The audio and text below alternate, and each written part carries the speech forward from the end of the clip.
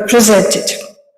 Our aim is to discuss current research on many aspects of rural life in the Middle Ages and post-medieval period in Europe, on the one hand with the specific regional features, but also in a broad international comparison.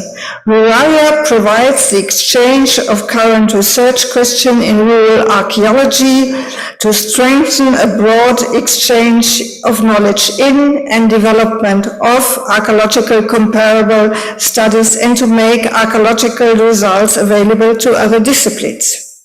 The key activity of Ruralia is a conference on a specific topic. The intense exchange and discussion with colleagues from many countries in Europe is the key for the fruitful research. We always like to share this research and exchange with other colleagues around the world. So we publish our papers of the conference, and I'm very, very pleased to inform you that the volume of the 13th conference in Stirling we had 2 years ago is published, and today is the first day that it's published. Well, I have this book since 2 weeks, but it's announced as today published. So we made it on time, and that is very, very good. And so, dear colleagues, your papers will be published as well, and in 2 years, wherever we are in Europe, we would like to present the next book. This 14th Ruralia conference is held in Portugal. About 35 people are here in Viseu during the conference week. Unfortunately, it was not possible for all participants to travel to Europe, either because of the exit requirements of their home country or their institutions, or because of the entry requirements here in Portugal. The organizing committee thought long and hard about how to make this conference happen. As I said, it is a part of the basic concept of the Ruralia Association that we maintain a close and direct exchange, and that we have common time with scientific discussion, and that we also spend a lot of time together beyond the conference hall. It is a good tradition of the Ruralia conference that we do not sit the whole time here in this room, but get insight into the countryside of the host country. So we spend some time together visiting archaeological sites and museums. You see that in the program. In thinking about this conference, we have been closely followed what is happening in terms of the infection rates in Portugal and in Europe. Sometimes we have been optimistic that the conference could take place as usual and that all participants can travel, and sometimes we were quite pessimistic and we even thought about postponement. A pure online conference was out of question for us because of the importance of the personal interaction. Then in July, we decided to hold the conference meeting as face-to-face and hybrid event. And I do not see that because I do not see the screen, but I welcome all those who are at home or in their office and share with us this conference. Thus, it was possible for quite a few people of the registered participant to come, or some colleagues can join online. And we also made it possible, or Katharina, the colleagues here, made it possible that the conference can be seen via streaming. We are pleased that the subject of the conference will be discussed in 30 papers and posters, and I'm sure that the already mentioned goal of the Ruralia Association regarding a broad and deepening exchange will be fulfilled, and that we will overcome borders, a point that is very, very important for me, and I think not only for me. We need to implement research in a wider regional and chronological context. We will not be able to conduct an innovative research by doing it without the inclusion of the results and the cooperation with colleagues all over Europe. Historical society always had acted and operated in their local community as well as in European-wide context or global-wide context. Ruralia strengthened this by bringing together the colleagues from all parts of Europe and talking about a specific research question. This is relevant for all regions in Europe. This is important to those who are well established in archaeology. However, I think it is even more important for the younger scholars. And at our conference, you have the chance to get in contact with colleagues from all over Europe. With such an interest, collaboration, and understanding beyond national borders, we will revert of thinking archaeologically and social and political within narrow borders. Archaeology always was, let me say this, a political discipline, and archaeological contexts were and are used or abused for national interest.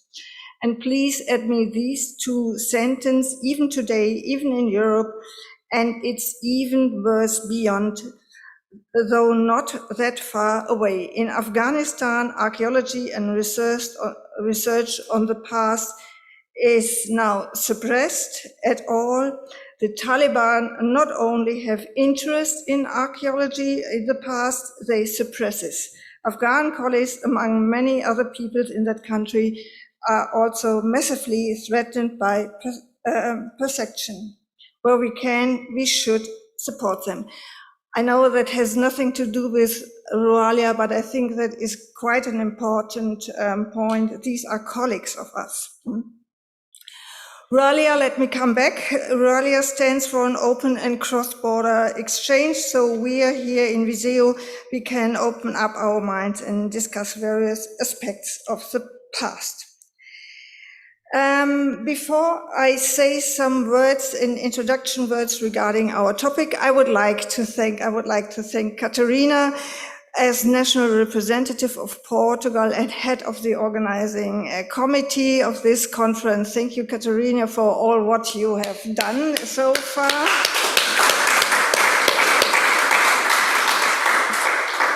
Together with Sarah in the red dress behind there, she managed everything here in Portugal. And both were supported by Catarina Meira, Fabian Cuesta, João Luis Veloso, Gabriel de Souza, and João Pedro. I hope it was not so bad. Mark Gardiner, Piers Dixon, and myself were only able to help from the distance. The conference has been generously sponsored by the municipality of Viseu and by the Institute of Medieval Studies of the University in Lisbon, your home institution, and the committee wishes to acknowledge the generosity of these both institutions, and thank you for your engagement. Again, thank you very much, Catarina. Now for the 14th conference in Viseu, we have decided to discuss household goods. Although household goods are a well-established topic in medieval and modern archaeology, more recent research is overcoming simple typological and technological aspects and pointing to a broader, more encompassing approaches. This is particularly the case of newly introduced analytical, methodological, and theoretical perspectives. The material culture studies act as base to understand people, groups, and societies. By analyzing house structures and their contents, much can be learned about artifacts, assemblages, goods production and consumption strategies, other economic activities, structures of social organizing and relation among household members. Thus, the understanding of the past society and cultures rely heavily on their study of the household goods. In this context, the aim of this conference is to emphasize the significance of household goods archaeology to the study of the European countryside in medieval and modern time, post-medieval times, under a cross-cultural approach, with attention also paid to written and pictorial sources and data obtained in interdisciplinary analysis. So we have asked the colleagues to submit papers which concern the questions we have sent you, and you have submitted some papers, and we now have four posters and 26 papers, well, 25. One can be held on Thursday, and we have structured them in 6 panels regarding archaeology of household, an introduction, temporary households, living conditions, and household and spatial structure, household objects in social and economic status, and particular household goods and particular activities. I am convinced that all the papers, posters, and discussion during the next 5 weeks will open up an important and fresh discourse of our discipline, both through personal and digital interaction. I wish all of us a fruitful conference with inspiring lectures and discussions, and I'm sure that we will gain new insights in the topic of the conference. So I would like to start. Thank you for your attention, for these introduction words. And I would like, because the time is a bit late, I would like to start our conference.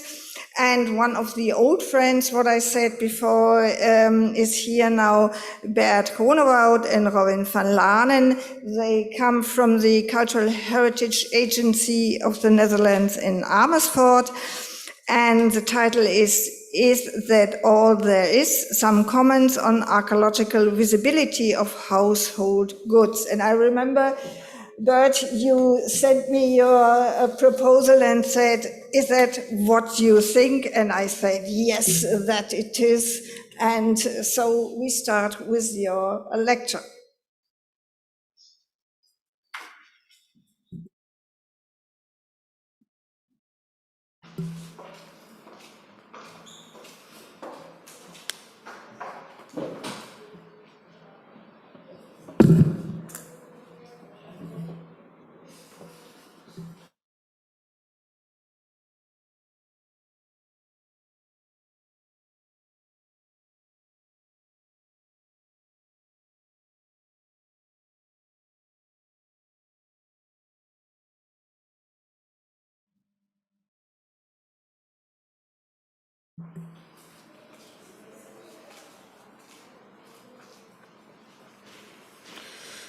Dear colleagues, thank you very much for allowing us to present this paper here today. This is a special occasion, the first time in 2 years, so to say. So thanks again, it's really a pleasure. Also on behalf of Robin van Lanen, who is hidden somewhere in the back.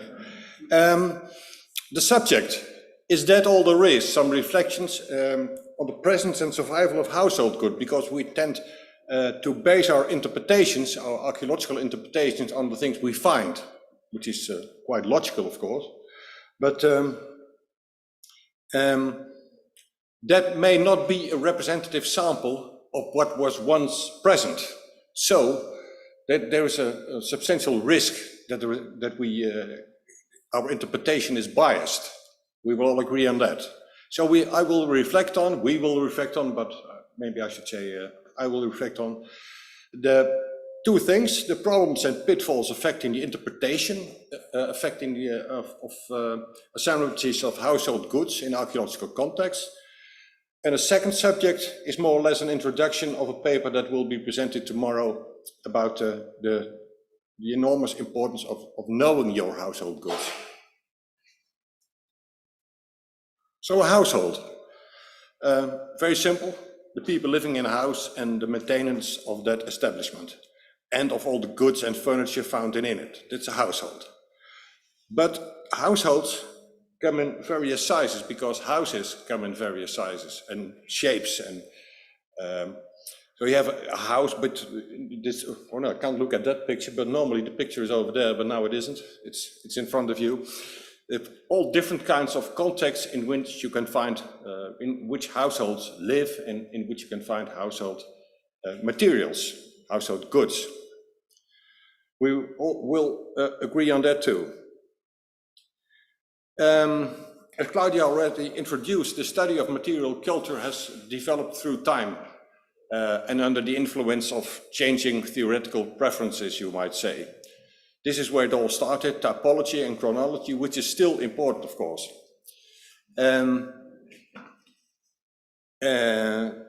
So the way these material culture were studied changed over time.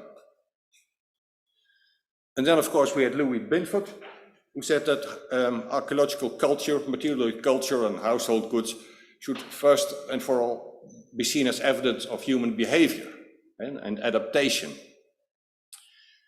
So then you get social and anthropological perspectives on what you find on the household goods. And nowadays, the subject is more or less materiality, not that much the material culture, but materiality itself. So it's more the subject of agency has been defined a couple of years ago, meaning that household goods and material culture can be instrumental to change. So it's from passive developed into something active, you might say. But let's keep it simple. Household goods, goods and products used within these households. And you can read one of the many, many definitions you find on the internet, but that's not that important. What is the analytical potential of household goods? That depends on, I think, on the survival of the context, the house floor, or it may have been a tent or whatever, a cave shelter, or the presence and / survival of household debris, which is something different. The presence is what was there, and the survival is degree of survival of what was once there, but also the degree of event mixing and reuse. A house, let's say a house, may have been used for various purposes by different social groups or different activities, and the function of this structure may also have changed through time. It may have been a temporary shelter once and then turned into a farmhouse and then turned into a temporary shelter again.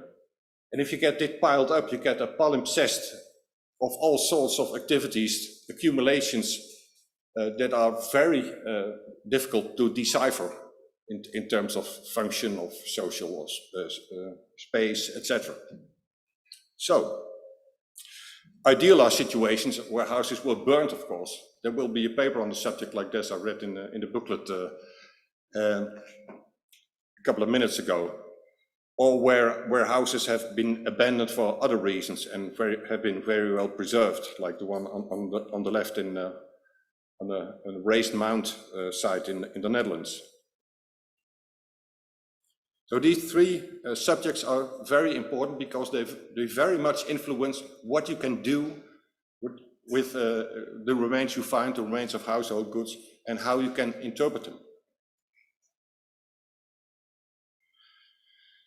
The formation of assemblages of household goods. There's a cultural side to this and a site formation side of this. What you find depends to a large degree on the materials that were used. The way waste was disposed of, household refuse, specialization in the household and the intensity of use of the household space, and of course also wealth and status, but that's not as simple as it may seem. So the materials used, these were very diverse and changeable. And very important is the difference between materials that were perishable, so to say, and non-perishable. Very simple, organic materials, non-organic materials, but it's not as simple as that again. Nothing is simple. Because much of what was used in the past, also household goods, was made of perishable materials, wood, bark, plant fiber, skin, bone, antler, leather, etc. But this is not constant. Some containers were partly made by non-perishable materials and other by perishable materials, and this changed through time and through differences between regions, etc. And it depends on the functions. And so in the country where I come from, the Netherlands, normally 90% of what you find are potsherds. But that's what does that say? It doesn't mean that only pottery was used. A very beautiful example of what you find if conservation conditions are optimal are these 13th century wooden bowls coming from the excavation of a monastery, of a convent in near my hometown. It gives you very detailed information, extra information that you would normally not find at all.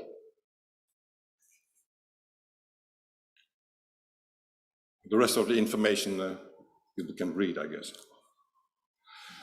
And also mentioned waste disposal that can be unstructured. People could just have dropped rubbish on the floor or threw them out. Or there can have been a very structured way of collecting household debris and disposing of it somewhere else, perhaps 100 meters away. So the house floor will be completely empty. In other cases, it will be not. There may also have been communal middens around the settlement itself or wherever. And also abandoned houses, we know from anthropology, were often used as middens, as rubbish dumps. So when you excavate a house like that, you excavate a midden and not it cannot be interpreted in terms of functional patterns, etc.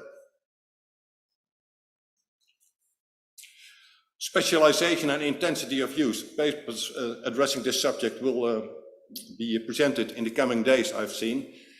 But dwellings related to, for instance, summer grazing, etc., charcoal burning, fishing, hunting, iron making, can be found not only in mountain zones, but also in lowland wetland zones.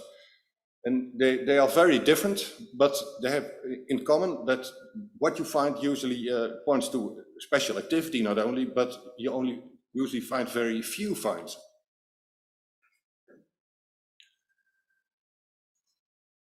And then the last point, wealth and status. The simplest thing would be to assume that rich people had more goods, so that you find a more richer assemblage of material culture, which in 99% perhaps will be the case, but not always. Look at grave goods. Also in grave goods, not always express the wealth of their owner. Look at present day societies, at weddings. The richest, the people spending the most money on weddings are not always the people the highest up in society. So is that all there is? That's often the question we started with. Is that all there is? There's a song about it, isn't there? A handful of potsherds. Yeah, is that all there is? Yeah. That's usually what you find field walking or excavating under conditions that are, so to say, suboptimal conservation conditions. A handful of potsherds, especially in the areas where I come from. When I was working on my PhD thesis a very long time ago, I stumbled across this study by Renfrew and Barn, where it's an overview book, that clearly shows the difference between wetland and dryland contexts in terms of what you find, what you may expect to find, what remains of what was once there. On the left-hand side, dry, and on the right-hand side, wet. All kinds of categories of material culture. So it is very clear that under dryland conditions, you only get a fraction quantitatively of what you will find being preserved on the wetland condition. This is clear, isn't it? But not everyone is aware of processes like this, and that's what this paper is about. And this is the influence of soil acidity, the pH, on the preservation of different categories of material culture and of household goods.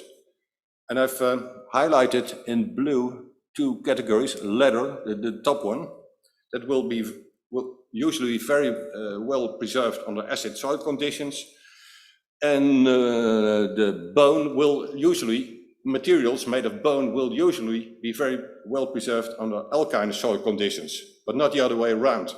On the acid soil conditions, bone will be completely gone, and also household goods made of bone.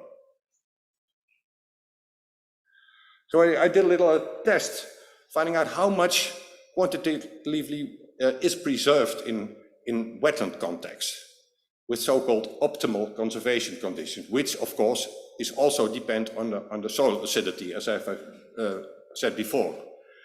And they will find that at Keinsbergbroek, which is Neolithic, but that's not the point at all. This is about the medieval period and the post-medieval period, I know, but that's not the point at all.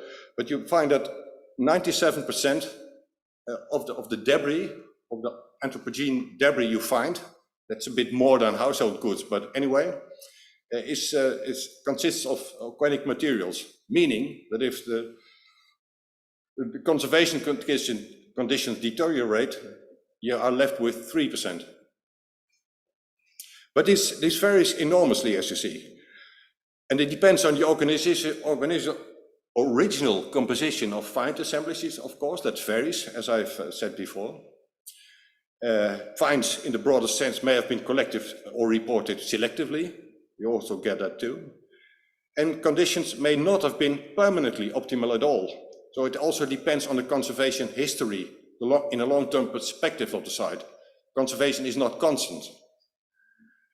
And optimal conditions do not exist at all, which became evident from the two pictures I've shown before. So survival. Thus, only degradation-resistant artifacts may survive. And this is one of the reasons why different activities that took place in houses vary in their archaeological visibility. Not the only one. And interpretations may indeed be biased. And because these survival rates are very differential, this seriously complicates comparisons between sites. You think in this site we have much of that, and that site we have much of that, but that may merely be a matter of conservation conditions. Beware. Survival. Well, I guess we all know the work by Schiefer and his followers on site formation process, the way sites became what they were. There's a cultural side of that, and there's a post-depositional side of that. But what they argue is that you can only understand a site and what you find in a site context if you understand what happened to the site afterwards, in terms of physical destruction, but also in terms of degradation of the materials that were once present. And that's why the arrow points up. We have to go back to understand where it all came from and what happened since. And that's it. Only once preservation and deposition are understood, it's possible to move on and study well-preserved primary assemblages and deduce reliable archaeological interpretations. And now, finally, the second subject, a very short introduction about another paper that will be presented tomorrow. You also have to know your things, the material culture you are dealing with. And in many countries, especially countries where we work in, the study of material culture has been considered to be old school archaeology since, let's say, 30 years. We have to think about theoretical concepts, but not about material culture. If you do that, you'll never become a professor, so to say. But there has been an enormous increase in archaeological data generated, it was mentioned before, in the last decades because of the Malta legislation, the Valletta legislation, whatever you like to call it. And this, as Holbrook stated, has been stunning and transformational, this amount of new data, which is a fact. But data are merely building blocks, I would argue, and they can only be transformational when they are analyzed in context and question-driven. And there you get to the problem. In our country and in other countries too, studying material culture has become old-school archaeology, and there are very few up-to-date studies about different categories of material culture. And now all this new evidence has become available. It's very necessary to restudy all this material, to collect it, to make inventories in order to help archaeological interpretations. Because if you do not, there's another bias in your interpretation, mistakes. So we have created a project, and I had the privilege of being the project manager in the first few years. The Valletta Harvest project was quite a lot of money to attack these enormous piles of excavations report, question-driven, and make inventories based on specific periods, specific regions, specific subjects, but also we have tried to literally attack this problem of outdated knowledge about different categories of material cultures. So inventories were made. And tomorrow, one of these inventories will be, tomorrow I think, yes, will be presented by the team that is working on this subject right now on 20,000 new objects made of bone and antler before 1815 AD. So this will be continued. Thank you very much.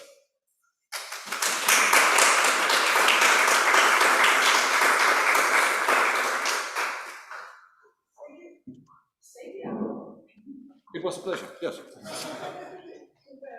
Sorry. I saw you were in a hurry.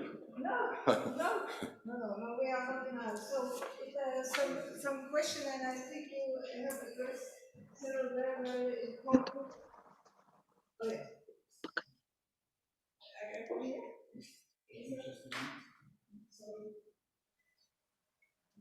Okay, I start again.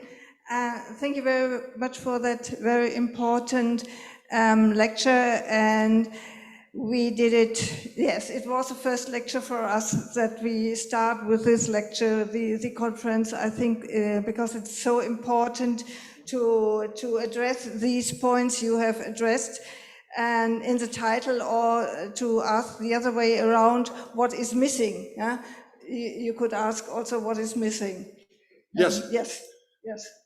And I think that is very important. And also a third question, see the waste as waste and not as used object. Many of us see the waste as used objects, but they are waste.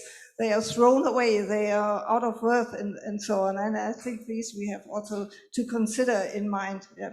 But you have addressed it. So please, what are your questions? Or comments? Somebody?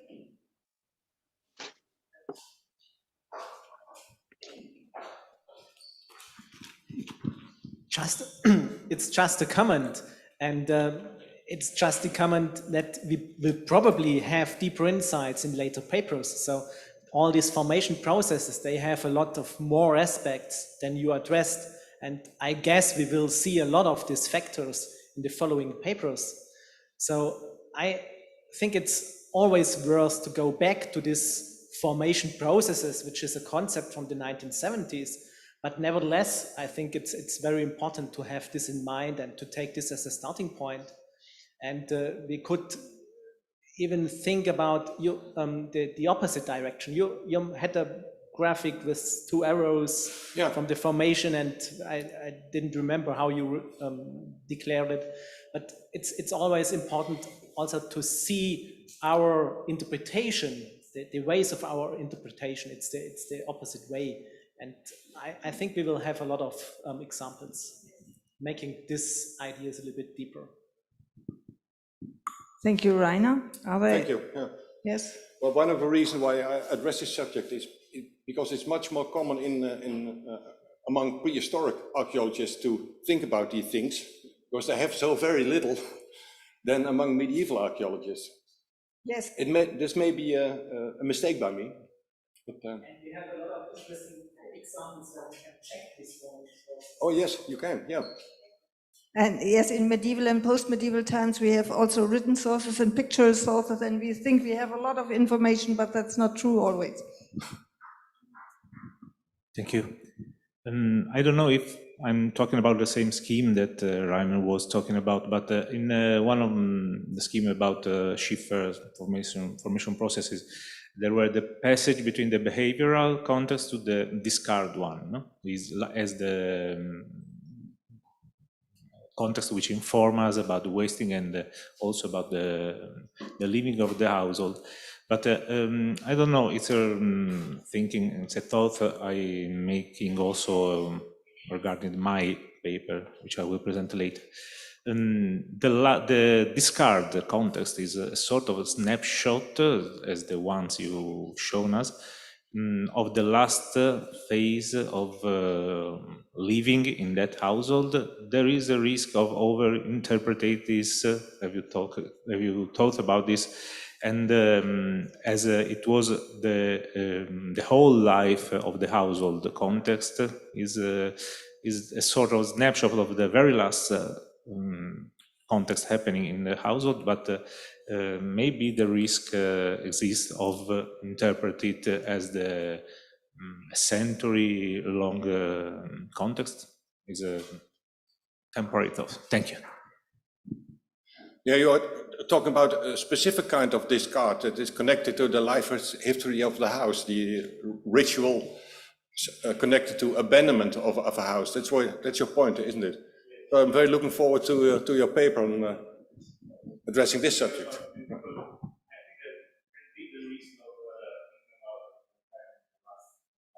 Oh yes, certainly, yeah.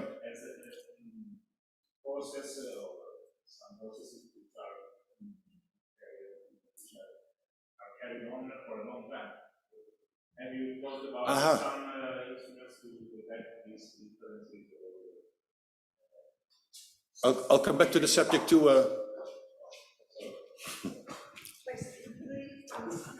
Okay, I don't know if I am explaining myself, because what I was thinking about is that there is a risk of over-interpreting the last context which we found in household, and as a more long one, which can be related to other periods of life in the context. Are there instruments to? Do you think there are instruments to detect these differences, which can be slightly very, very small? I don't know. Well, in general, I wouldn't know. That it very much depends on the conditions. I would say on how long a house was used. The difference for what different activities that took place, the conservation conditions.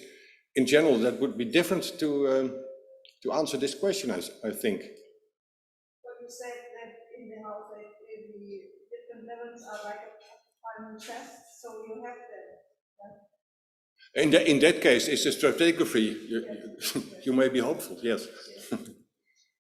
But the house contexts that were used only briefly and ended catastrophically are perfect, of course. Okay, thank you very much for this starting, Bert and Robin. Robin in the back, but he was also preparing this lecture with Bert. Yes, thank you both very much. And now we switch online. Irina Zaitseva is in Moscow. She is member of the Institute of Archaeology of the Russian Academy of Science in Moscow. Is Irina there? Yes, she is there. And she will give us now a lecture household and home life in the 16th to 17th century Russian countryside with reference to archaeological finds in Alexandre Sloboda.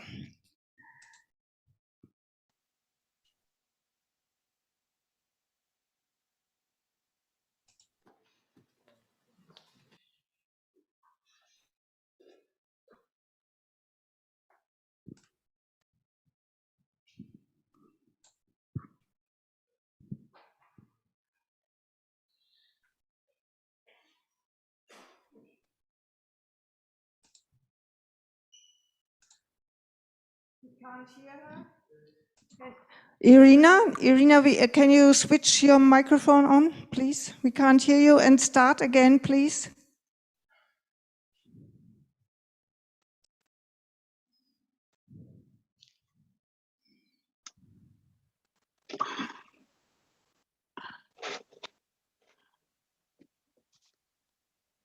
And now, can you hear me? Yes, we can hear you. Thank you.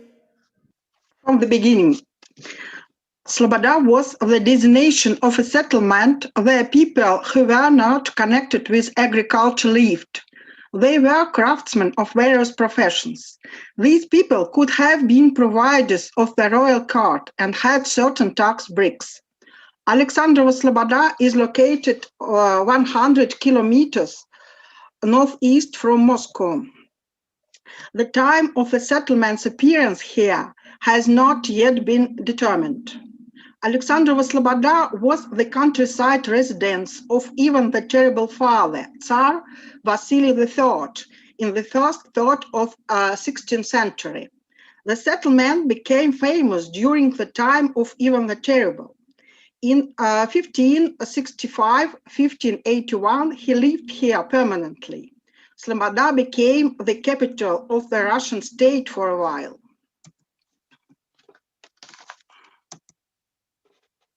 Oh, excuse me, I can't.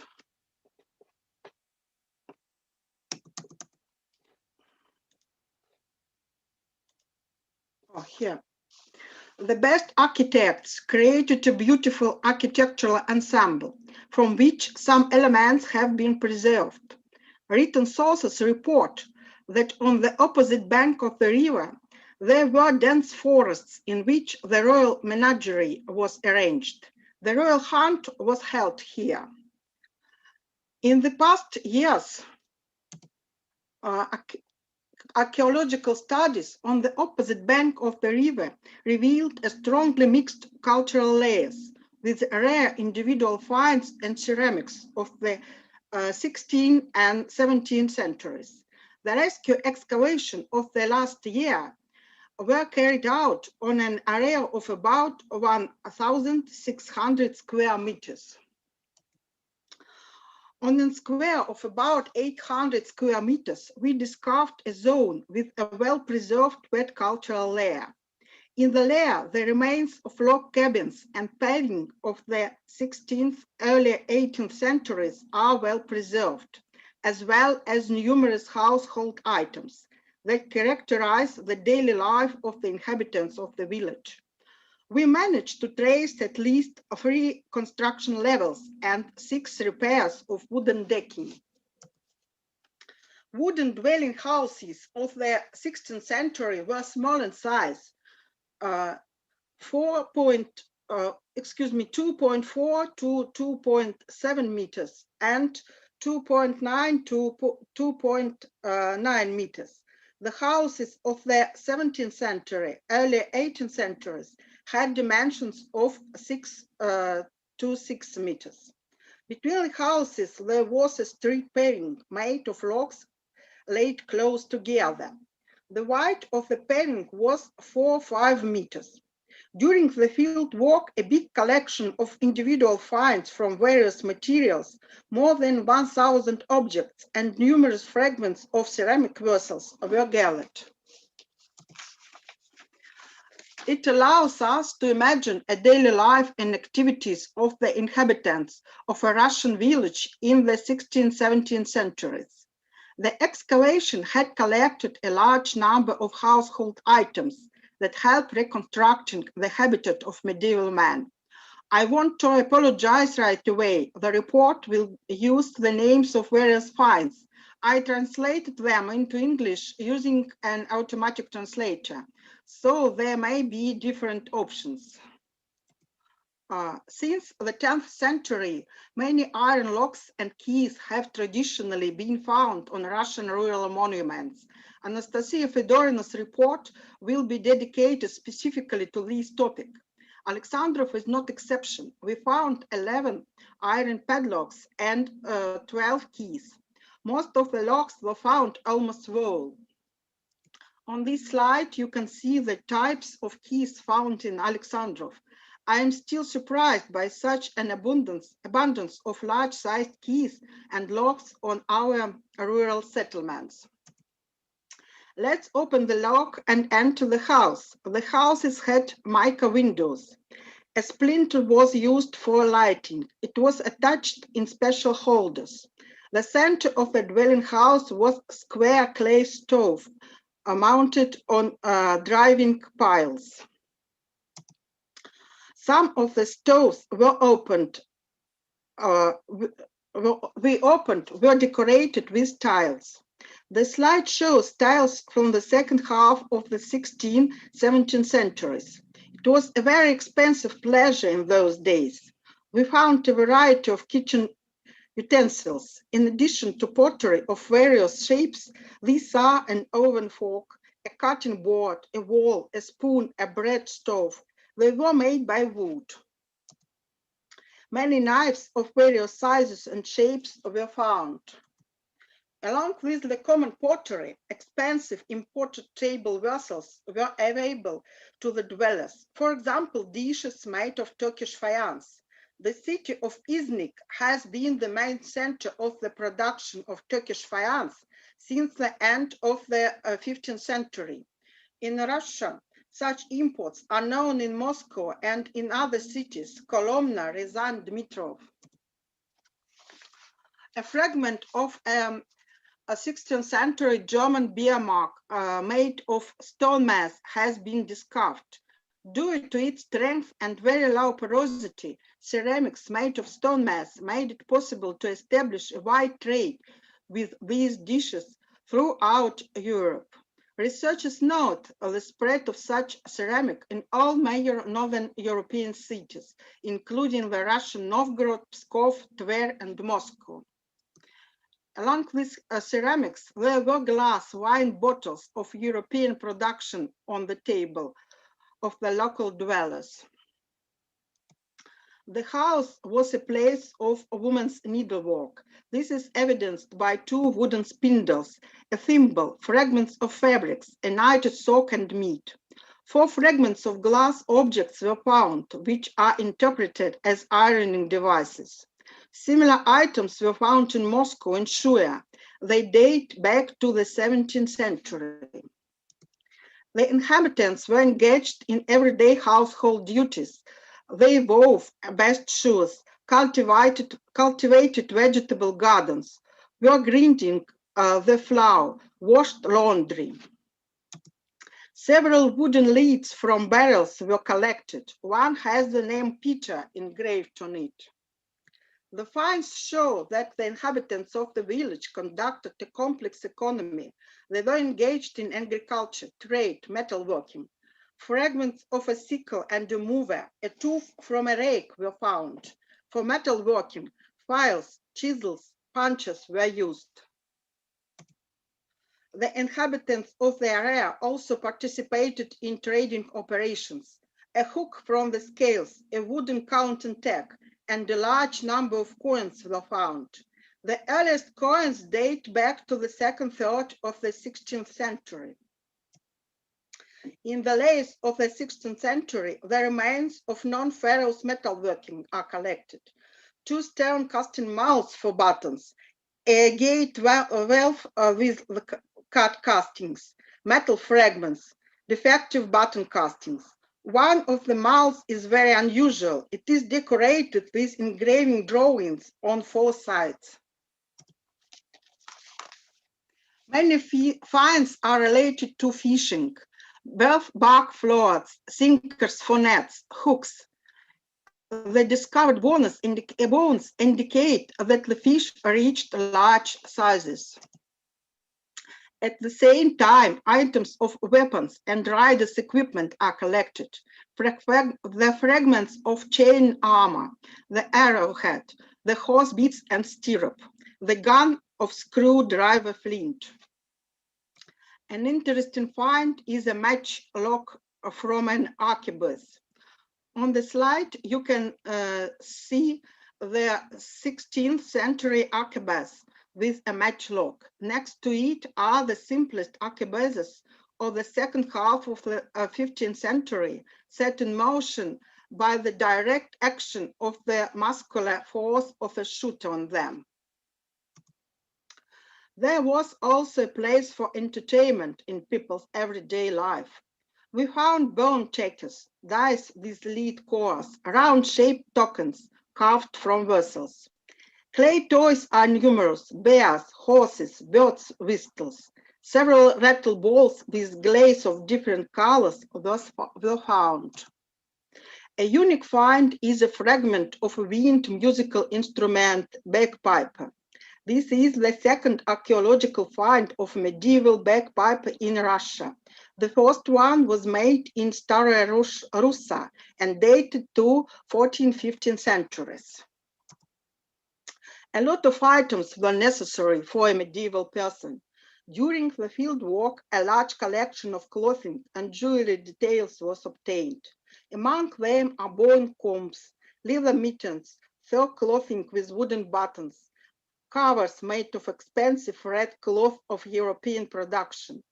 A detail from a sleigh and a horse bell were found. Leather bags of small sizes were in use. Embossed leather bag and a bronze lock from a European-made bag were found. A wall bag with a similar lock was found on the bank of the Volkhov River in Novgorod. It contained coins of the 16th century.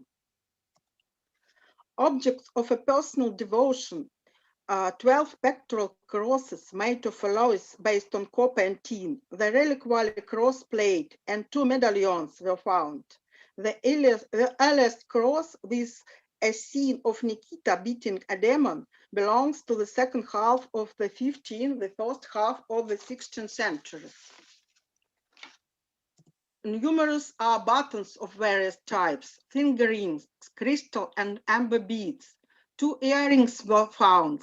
It can be assumed that small spherical buttons and shield rings with a relief decor were made directly at these places. Belt buckles were found. Among them, iron items of simple forms predominate. Among the rare ones is a round bronze plaque with a relief of the unicorn. Such overlays decorated the male composite belt buckles of the 17th and 18th centuries. In the wet layer, the details of leather shoes, set heels and iron heel paddings are well preserved. They show that urban leather shoes boots were typical for local residents. Village-based shoes were worn less often. In general, probably the level of hygiene of the inhabitants was quite low. The wet layer is essentially a dirt. This is evidenced by the abundance of finds of big sizes, whole vessels, a large number of food animal bones. All these were scattered around the dwelling buildings. The situation was somewhat improved by wooden decking. The obtained material indicate that the economic activity of the Alexandre Sloboda dwellers in the 16th and 17th centuries fully provided for their vital needs. The finds of women's jewelry, men's razors, and children's clay toys allow us to talk about the family organization. The items of weapon and horse equipment suggest that representatives of the military official class lived here. The level of their prosperity was quite high. They could afford expensive tiled stoves and imported European-made things and drinks in glass bottles. The excavation we have undertaken have allowed us to see the everyday life of a Russian people in the countryside of the 16th, 17th centuries in all its diversity. Thank you very much.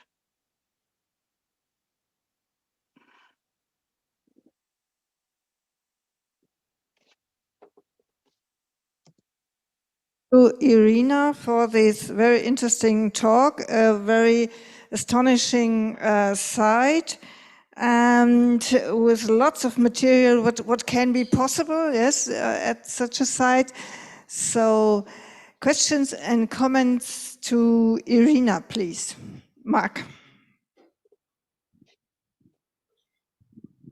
First of all, thank you very much, Irina, for your lecture. I think what always amazes me about the excavations in Russia is the quantity of finds that you produce. Obviously, it was an excavation on a large scale.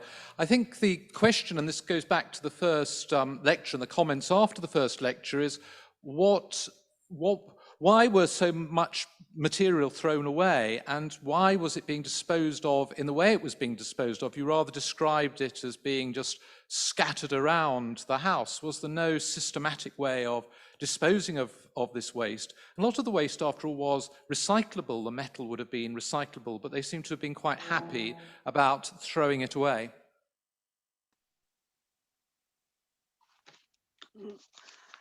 We are lucky to find the area with such preservation of material, and it was the reality of medieval people.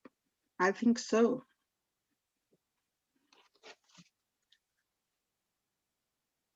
Thank you. And can you answer one detail? What was the reason? Why is there so much material?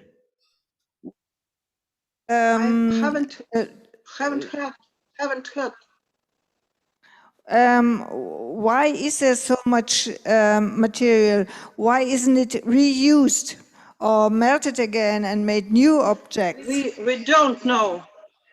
We don't know. It's a phenomenon, I think. I don't explain this, why they were not reused. I think the soil was so dirty that they put into death, and the people can't find them. I think so. Thank you. Are there further comments and questions?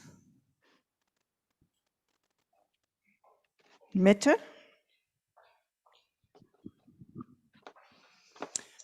So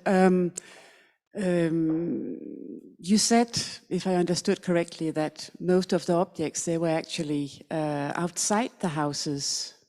Is that correct? Understood? Which way I'm going to look, actually? Down there? Okay. If there was something in the houses, have you had the chance to look at how they were dispersed in the house? Are there any houses with particular functions and so?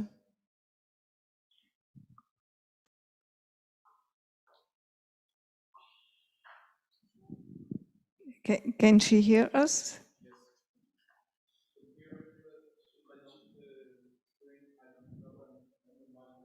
Mike, Irina, have you heard the question?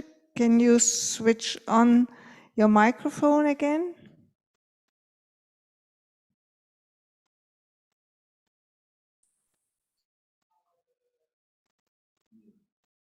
No.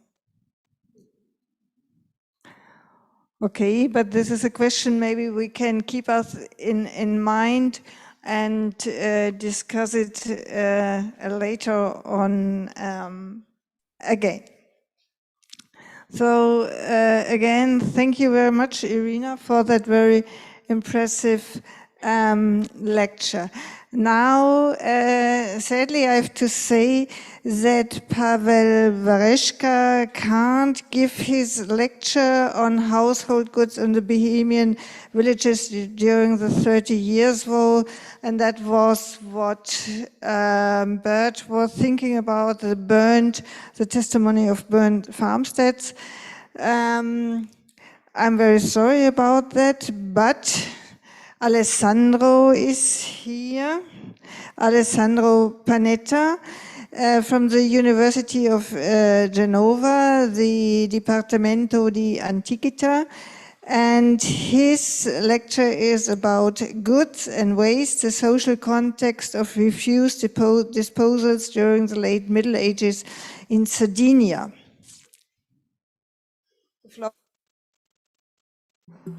Okay, can you hear me? Are you seeing the PowerPoint? Okay. No? Okay. Okay, thank you. Thank you again to the organizers, to Claudia, and also especially to Katarina and the other ones for the efforts they made and for having accepted my paper also. So today I will talk about rubbish in some way, but I hope in another perspective. Okay, I will talk about northwestern Sardinia, and especially of two places of Sassari. It's a town near in the northwestern part, and Gerdo is a village, abandoned village nearby, 10 kilometers more or less from Sassari. My focus is on the 14th century, and I will use two kinds of sources to talk about the Sassari case study, which are a written one and a material one. And they are specifically the Statuti Sassaresi, that are the statutes of the town of Sassari, which were wrote in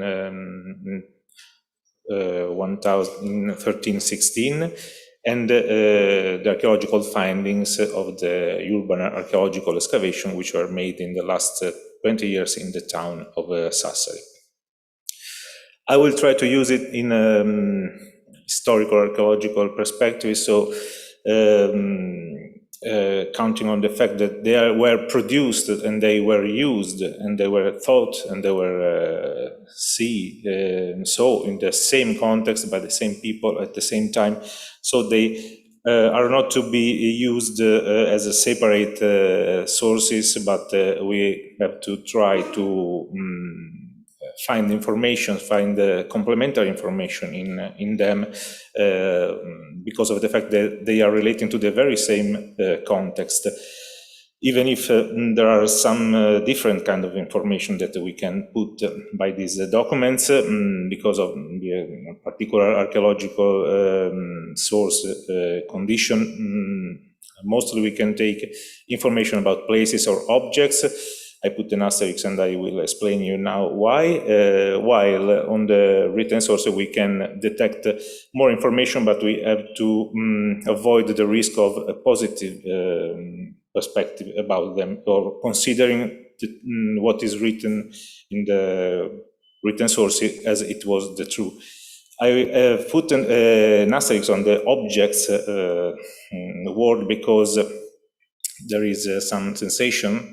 I mean, Bruce Trigger quotation about this also, that archaeology is essentially a science of rubbish, is the study of rubbish. I will discuss today of the wasting disposal in I will try in a social perspective, not talking also only about the material features or the material objects, but trying to understand what is beyond them.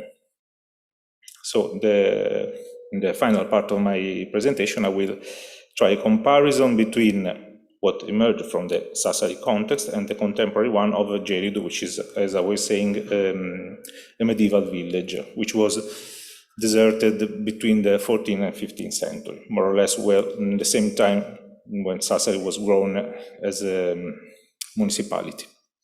This is 16th century drawing of Sassari. So I will talk about some of the chapters of the statutes. Firstly, I will talk only about this one in a wider way, because this is very important. It is a document, it is a chapter of the document which talks specifically about the waste disposal, the waste disposal. So it says that there are some midden, some landfills outside of the town, and that the people in Sassari have to go and throw away the garbage in that landfills. I will later talk about the fact that rules and regulations are a sort of testimoniation of the fact that people do the opposite thing that they're writing in the regulations. So we have also to think about this thing. So those are the city gates. And this is what this document, this chapter says about the waste and disposal. I indicate in different colors, in red, the references to objects, in blue, the references to person, to people with name or without them, and in green, the punishments and the amount of money for this kind of rules. So in this case, alga or letamen are the name of the rubbish. What is interesting here is that there are something interesting that we will find also in the archaeological source. The first one is that there were places which were also both public and private where the waste had been disposed. So there are some elements about this rivalry, this opposition between the public and the private sphere, that is one of that social things that is beyond the objects that we have to look very good, in my opinion. And there are some indication about the existence of walls, which delimited some of these landfills. And also there are some, in the last part, it's written in medieval language, but I will translate the last part when the red words talk about cart driven by a donkey, which or buckets that are the recipients with which people keep outside the garbage. It makes us think about what the amount of garbage that there were in the town. So there are other chapters about other kind of refuse disposals, about tanneries, leather refuses or slaughter refuses. And what is interesting here, it's a small notation on the use that this has been done about this kind of information, because there were, as I was saying, the risk of read what is written in this kind of sources as it was the truth.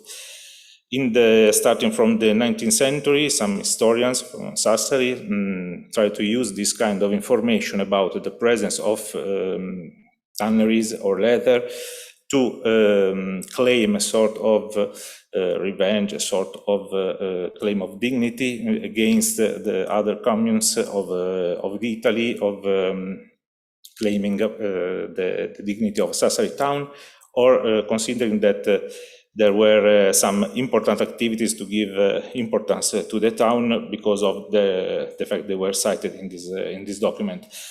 So the truth is that every medieval town had some of these activities, and every statute or every rule written about this kind of activities talks about tanneries and leather. So this is over reading of this kind of documentation. But there are some other interesting thing about the social dimension of the refusals that we can read in the statutes. I will go further this slide. I will come back later, because one of the important things, for example, is in the regulation of the cleaning of the streets. In this kind of chapters, we can detect some important dimensions. The one of the social actors which were involved in this kind of management, good men from the 4 different quarters, districts of the town, and most of all, the importance of the vicinato is written as a sort of translation of neighborhood, because there were also other kind of dimensions inside the city, the quarters, as to say the districts, the neighborhood, and also the houses. And this is there are very short references to this kind of dimensions, but this is one of the peculiarities of this document. So what Marco Cadino is interpreting this chapter was he arguing is that, for example, one of the facts is very important, peculiar one that is in this chapter is that the opposition, the conflict between the private and the public sphere, while the private wanted to construct, to elevate their houses, and he thinks that he is an urbanist, is an historian of architecture. He thinks that is the one of the only testimoniation about this kind of architecture in Sardinia. This is, for example, one of the important aspects about the social dimension of the, again, conflict between private and public, and also the same Cadino wrote the presence of small communities, or small testified by closable alleys or courtyards, which are still visible in the urbanistic fabric of the town, which were related also in some way. I will talk about this in a moment. Maybe also they were related to the management of the waste disposal.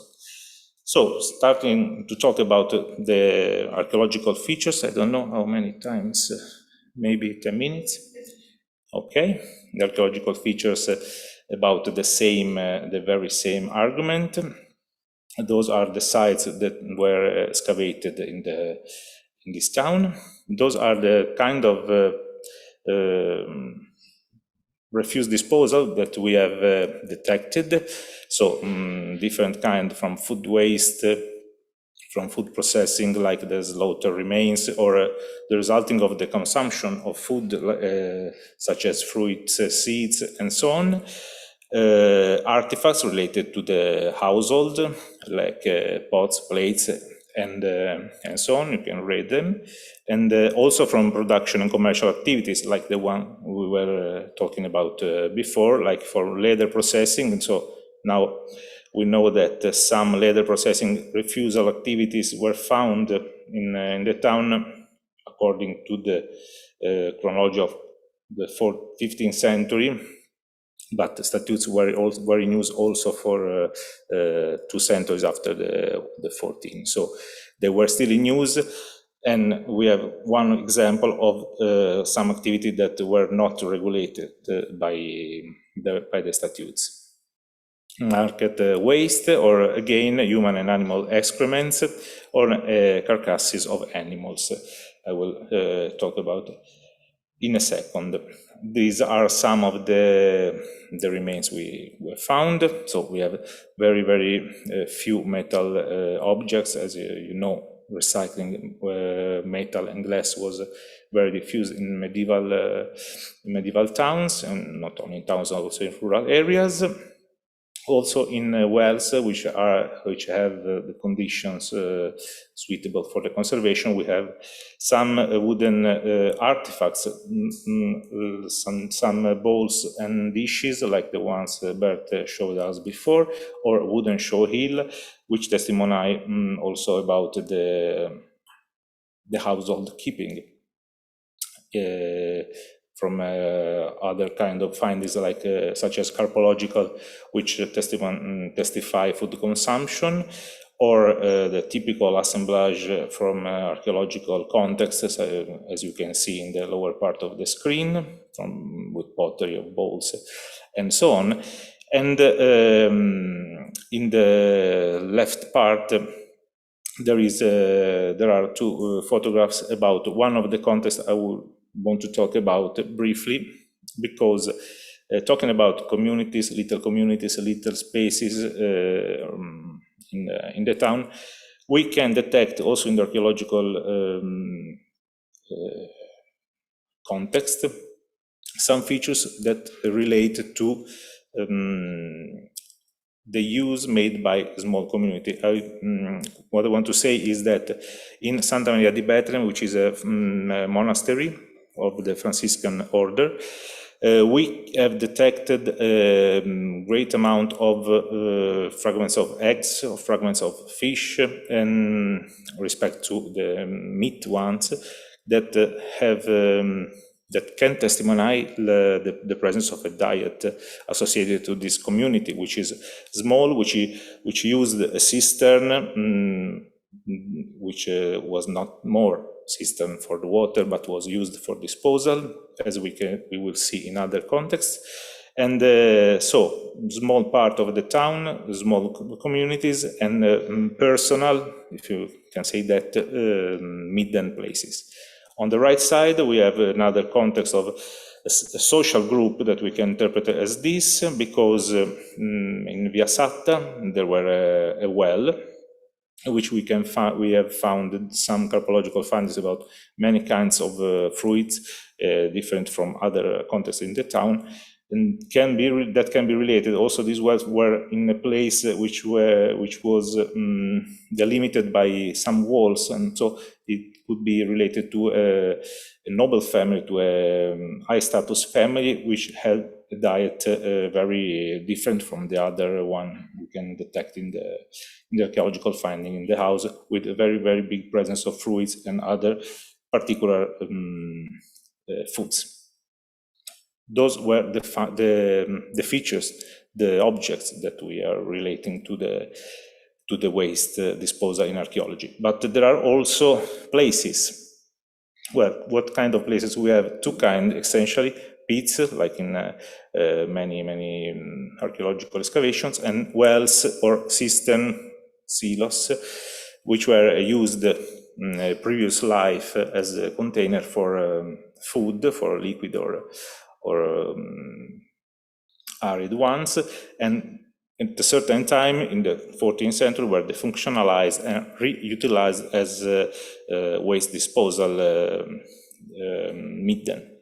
So this poses as a problem of chronology, because it's the thing that I was talking about to Bert briefly before, because we deal with the last occupation phase of some place. So we can use it to date the last moment in which this place was used, or so we assume that it was used until that moment, or we can deal with all the time that passed between the cistern and the midden use. Another important thing about the pits is that those were encountered mostly in empty area inside the town, that were the place which was the seat of the previous village of Tattari, and which became lately the town of Sassari. And it was an empty space until the 16th century. And there were a very big activity of quarry of construction material, and as a consequence of burial of disposal of waste in the very same halls. So there was the presence inside the town of a space, of an empty space, which were used as a dump instead of what was written in the rules. So I tried the comparison between the two kind of features that we encounter in the statues and in the excavation, dividing them in categories, and to find out that there are no more, there is not so much comparison between them, because the only one we can find in both the sources are the excrements or the traces of slaughter work activities. So, for example, in the comparison, what we found usually on excavation, the features, the classical features such as ceramic, glass, the ceramic which was talking about Bert before, don't find a specific relationship in the statutes. Another thing that we found is the contradiction between the two sources, because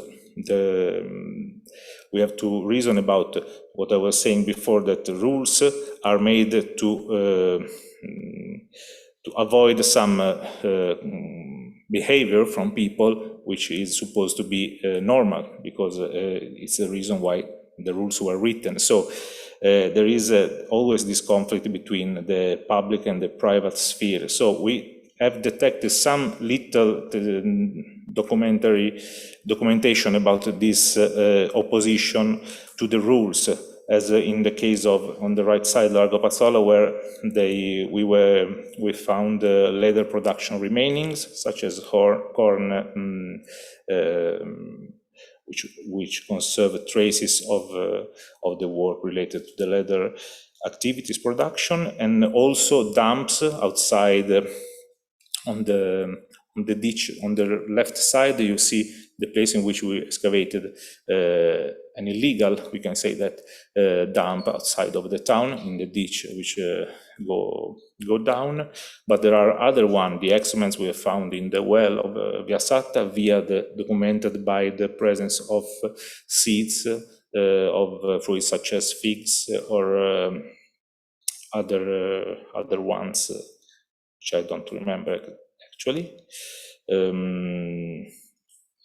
strawberry and so on. Or again, what I was talking about before, Largo, the place where we found some dumps inside the city walls. So what was written in the written sources not always was respected. This is one thing about to think about. I will talk about now of Gerudo, and I will conclude. Those are some points about the conclusions on which I will come back later. This is a medieval village excavated by Marco Milanese, professor at the University of Sassari during 2000 years, which has some features in common with the town of Sassari in the urban organization. We have some houses around an open space which is communitarian. There is a place which Milanese interpreted as a bread oven in the middle of it. There are some places of activities like a little house where wine was sold, and so on. And also the organization, the urbanistic organization of the houses is communitarian, because some of them share some walls, and there are organized space. We will see it in a photograph just now. And this is the situation, reconstruction, obviously, of the first part of the 14th century, before the abandonment of the town. What we found here are some pits, very, very similar for the kind of remains which are inside to the ones we have found in Sassari and in other places until 16th century, 17th centuries, with context with very big fragments, very integer features, and very, very synchronic features, speaking of pottery. We have here two cases of big pits which were used as midden. On the left side, One you can see as it was used firstly as a quarry because it escaped the corner of a house to take out construction materials such as stones and so on, and later was used as a dump. And later, again, was sealed by another wall. You can see it maybe here, which was constructed upon the dump field. On the right side, another case coming from Geridou, in which there were a pit, a very large pit excavated again for quarry proposals, and which was sealed by the collapse of the roof of the house, because what those kind of buildings have in common with the empty space inside Sassari is the fact that the only remainings of holes used as a dump are related to abandonment phases or phases in which the village has been abandoned, and there are areas in which people still live not in a temporary way. So this is a thing that they have in common. We don't find, as I was trying to say before commenting about the presentation, we always find the last phase about frequentation of a place. We don't find information about what they used to put in the holes before.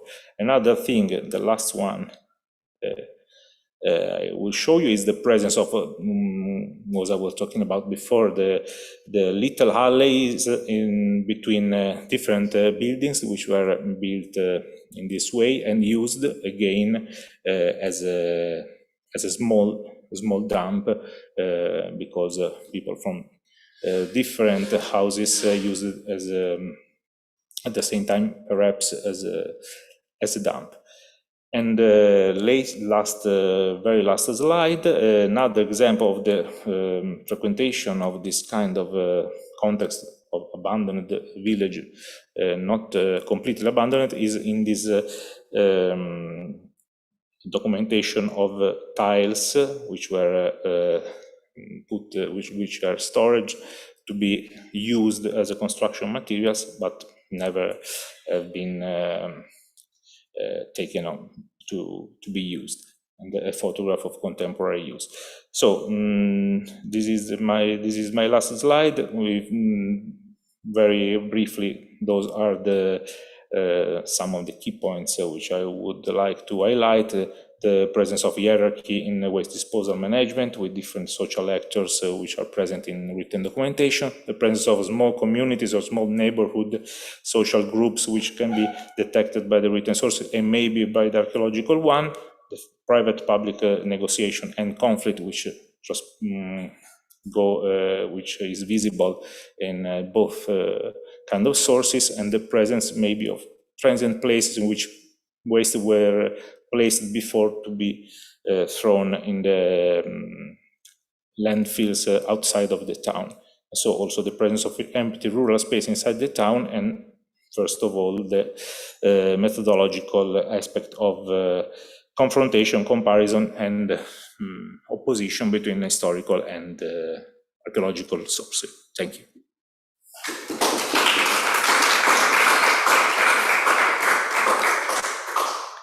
Thank you very much, Alessandro. Please let me say one word. Archaeological finds are also historical finds, but in the lecture you said written sources and archaeological sources. I always try to say to my students, our finds are also historical. And may I please ask the first question? What about the pictorial sources? Have you looked at them? A very brief answer. No, because first of all, there are not so much for this. I have tried to look at a very specific context. So the 14th century and the first part of the 13th century. searched for a picture in iconographical ones, but I didn't encounter it. The only ones were religious representation with no information which could be fit with the other ones, but we are searching for them. Yes, yes, okay. Maybe later this evening I can give you some hints. I have. Okay, Yes, thank you. yes. But further questions? Or questions from those who are online? No? Other questions? Mette.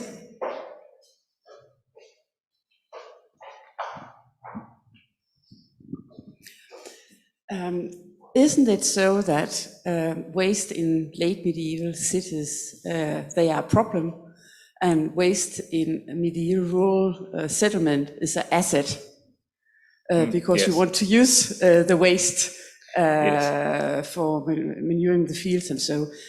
Can you see anything in your archaeology from your rural site that could support this? Specifically, is one thing that I forgot to say because I thought I was running out of time. The interesting thing, especially in this site of Gerudo, is that in the very last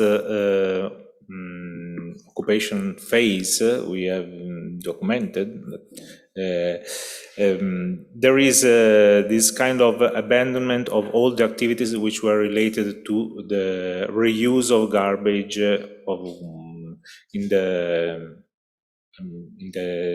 daily activities, because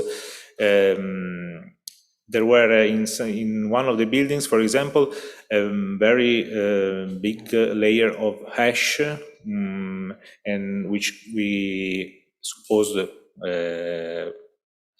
had to be used for manuring activities.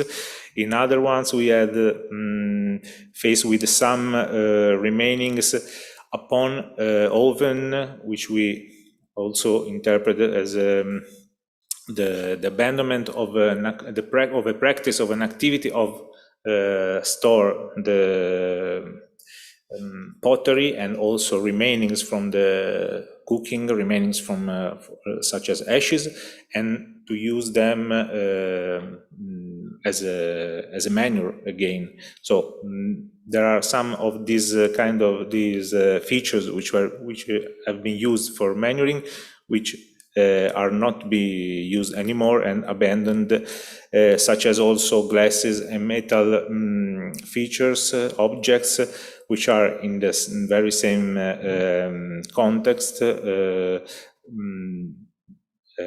present in a great number. So again, testifying the absence of the recycling cycle that was linked to the daily activities, to the daily life. So we have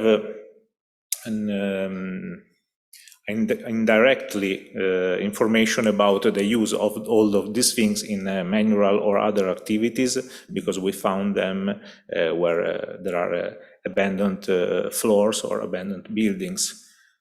This is a sort of answer to your question. No? Well, you look very skeptical.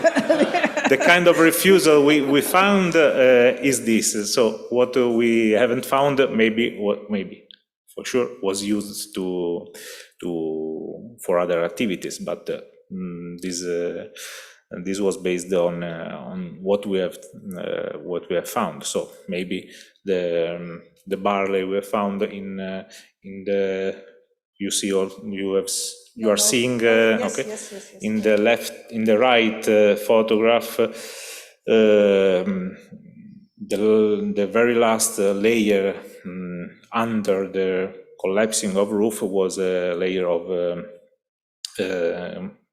carotid of barley, with very large number of barley, which maybe would have been used to manure if the roof hasn't collapsed.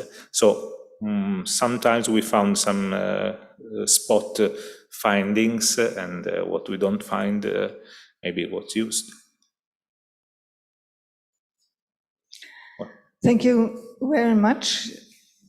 Further comments, further questions? In the online board? No, there I see the finger, yes. Well, what was important for me in this first session is that you raised a lot of questions. You as well in your presentation, there were a lot of question marks, and before we can answer, we have to ask the right questions. And I think we started this afternoon with very, very good questions. And in all the papers we heard already, and maybe some of you can give some answers in the following panels and in the following lectures.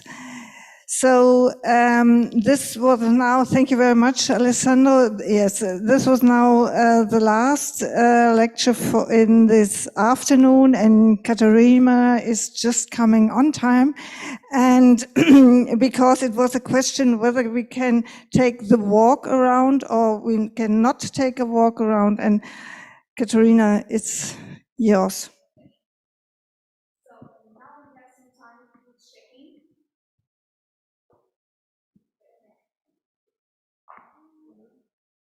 Here, okay. Tomás, já está. We can end the Zoom meeting now, because now it's arrangements for our next hours, and they are not here with us. But thank you very much for joining us. For joining us. We see you, or you see us tomorrow. For us, so we have 1 hour to do the check-in. And then at 6 o'clock, we are at the front of hotel to have a tour to the city, a guide tour to the city. And then we are going to have dinner in a restaurant. We are going to walk.